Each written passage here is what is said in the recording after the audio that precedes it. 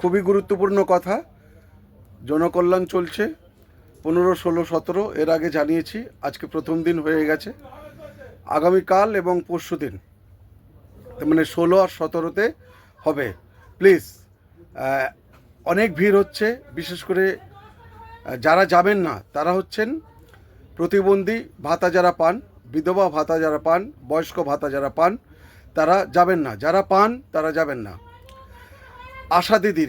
আশা দিদিরা আসবেন আপনাদের কাছে। বিশেষ করে বয়স্ক ভাতা যারা পান তাদের কাছে তাদের ডকুমেন্টস কালেক্ট করে নিয়ে যাবে, এবং প্রতিবন্ধী ভাতা যারা পান তাদের কাছেও কিন্তু আশা দিদিরা আসবেন।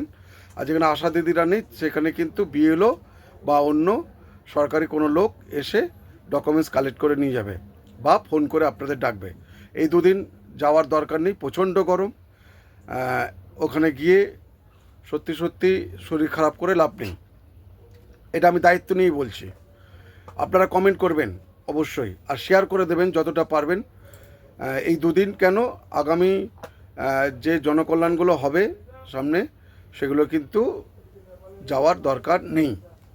আচ্ছা, আর যারা যাবেন না, যারা পৌরসভাতে গিয়ে, বিডিওতে গিয়ে, তারপরে কর্পোরেশনে গিয়ে, এসডিওতে গিয়ে বা অন্য অন্য জায়গায় গিয়ে যারা অন্নপূর্ণার ফর্ম ফিল আপ করেছেন তারা কিন্তু যাবেন না।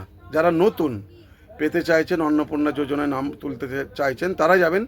এবং যারা প্রতিবন্ধী ভাতা, বিধবা ভাতা এবং অক্ষম ভাতা নাম তুলতে চাইছেন, নতুন যারা, তারা যাবেন। তো আপাতত এইটুকুই।